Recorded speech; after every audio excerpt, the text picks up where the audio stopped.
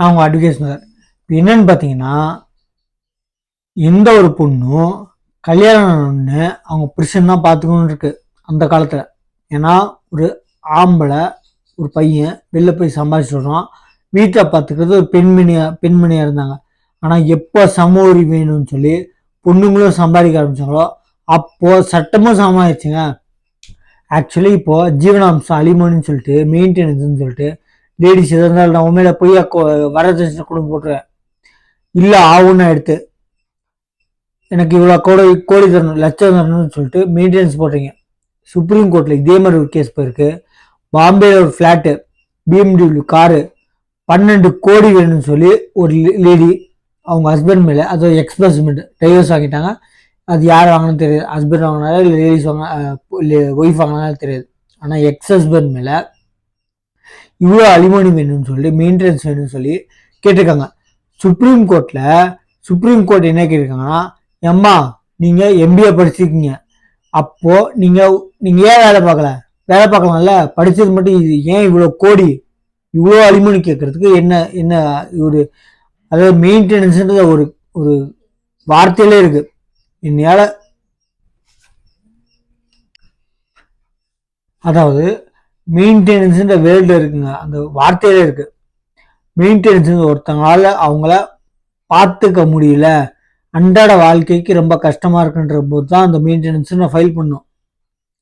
நான் வந்து என் இஷ்டத்துக்கு நான் போய் எங்கள் அம்மா வீட்டில் இருப்பேன், நான் இன்னொரு தொடர்புல இருக்கேன், இதெல்லாம் வந்து தேவையில்லாத. இது பண்ணிட்டு வேற தொடர்பு எதுவுமே விஷயம் இல்லாமல் போய் அவங்க அம்மா வீட்டில் உட்காந்துருக்குது, நான் வேலை பார்க்குறேன் எனக்கு மேலே நீயா அப்படின்னு கேட்டு திருப்பி புருஷங்கிட்ட லட்சம் கோடி கேட்குறீங்க. நல்லா புரிஞ்சுக்கோங்க. இப்போ கோர்ட்டு கவனிப்பாக வச்சுருக்காங்க, பொய்யா கேஸ் ஃபைல் பண்ணிங்கன்னா உங்கள் மேலே அதாவது பொய்யா கேஸ் தொடர்ந்துருக்கீங்கன்னு சொல்லிட்டு உங்கள் மேலே கேஸ் ஃபைல் பண்ணலாம். அதனால பொறுமையாக இருங்க. இப்போ நானே பார்த்துக்கிங்கன்னா கிட்டத்தட்ட ஒரு 15 கேஸ் இருக்குது மெயின்டெனன்ஸு. எல்லாமே வந்து 15 கேஸ்னா இந்த 15 கேஸ் வந்து மெயின்டெனன்ஸு நிறைய இருக்குது. 15 கேஸ் நான் பார்க்கறது வந்து மெயினாக எதுக்கு சொல்கிறேன்னா, ஹஸ்பண்டுக்காக சப்போர்ட்டுக்கு நான் போகிறேன். நான் வந்து ஹஸ்பண்டுக்காக போகிறேன், ஹஸ்பண்ட் வக்கீலாக போகிறேன். நல்லா புரிஞ்சுக்கோங்க. இதில் ஒரு கேஸு ஒய்ஃபு பல லட்சம் வேணும், அதில் அந்த பொண்ணு ஆடியோ இருக்கு. நீ என்னடா ஆம்பளை கூலி வேலை செஞ்சாலும் கோர்ட்டில் ஒன்றுமே கையில் இல்லைன்னா 5 லட்சம் ஆர்டர் பண்ணுறாங்க தெரியுமா உனக்கு அப்படின்ட்டு இருக்காங்க.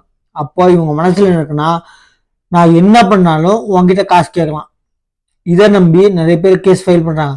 ஆனால் அதே கேஸில் அந்த பொண்ணு சொன்னதை வீடியோ எடுத்து வச்சு மொத்தமாக அவங்க அப்பா அவங்க அக்கா அவங்க அந்த பொண்ணு பேசுனதெல்லாம் வீடியோ ஆடியோ எடுத்து வச்சுருக்காங்க. ஆடியோ வீடியோவில் சாட்ஸு ஆடியோ எல்லாம் எடுத்து வச்சுருக்காங்க. யார் அந்த பையன்.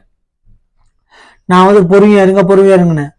கோர்ட்டு கேஸு எடுத்த உடனே நிற்க முடியாதுங்க, கொஞ்சம் பொறுமையாக இருக்கும். அதுக்குன்னு ரொம்ப டிலே பண்ணாதீங்க. வக்கீலுங்க நிறைய பேர் டிலே பண்ணுவாங்க.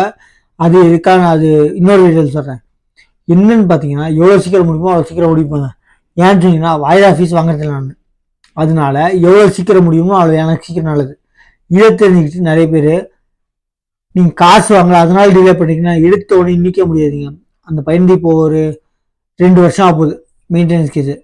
அது கிட்டத்தட்ட 1 வருஷமா அந்த பொண்ணோட டாக்குமெண்ட்ஸு பேங்க் ஸ்டேட்மெண்ட் போட சொல்லி நானும் கோர்ட்டில் கேட்டிருக்கேன்.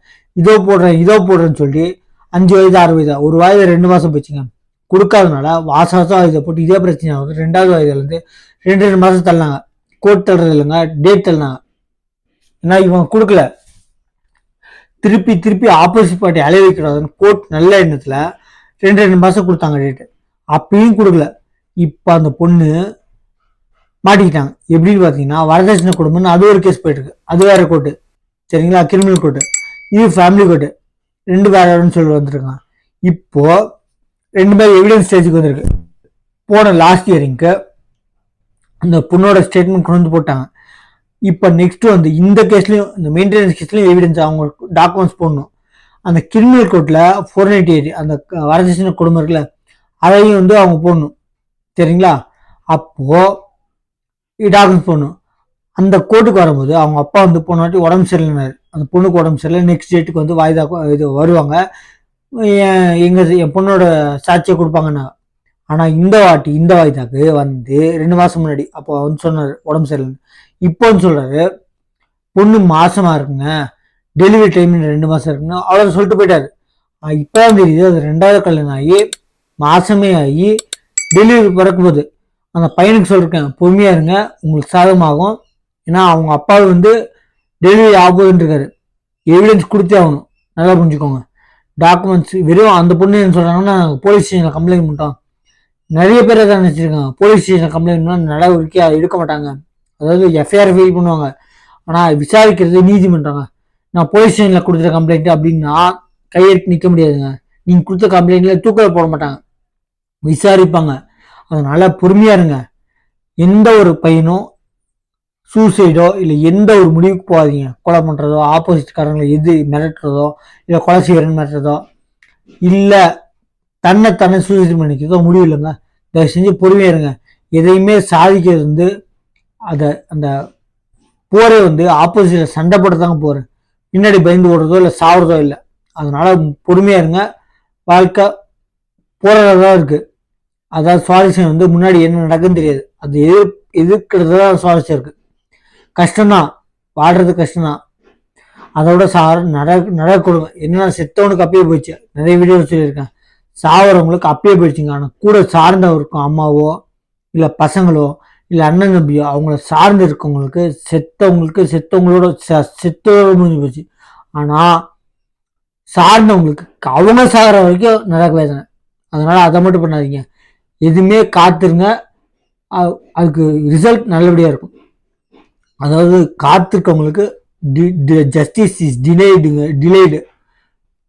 பட் என்னன்னா என்னைக்குமே வந்து டிலே பண்ண ஜஸ்டிஸ் டிலே ஆகாதுங்க. எல்லா விஷயத்துல ஆகாது, ஆகும் சில விஷயத்துல. எல்லா விஷயத்துல பொறுமை எடுத்தோன்னு இன்னைக்கு கேஸ் போட்டு இன்னைக்கே விசாரணை பண்ணி இன்னைக்கே ஜட்ஜ்மெண்ட் கொடுக்க முடியாது. அதனால ஏன்னா உங்களுக்கு ஒரு ஆள் மட்டும் கேஸ் இல்லை, ஒரு கோர்ட்ல கிட்டத்தட்ட நிறைய பேர் இருக்கும். அந்த ஏரியாவில் என்னென்ன சம்மந்தம் இருக்கும் அத்தனை பேரும் ஒரே ஜட்ஜா விசாரிக்கணும். அதனால கொஞ்சம் பொறுமையா இருங்க. ரொம்ப பொறுமையா இருக்காதீங்க, கொஞ்சம் பொறுமையா இருங்க, உங்களுக்கு நல்லபடியாகும். அதே மாதிரி இந்த மெயின்டெனன்ஸ் கேஸ் பொறுத்த வரைக்கும் நீங்க எதிர்த்து நின்று வாதாடுங்க. என்ன வாரட்டும், எதிர்த்து நின்று போராடுங்க. தேங்க்யூ.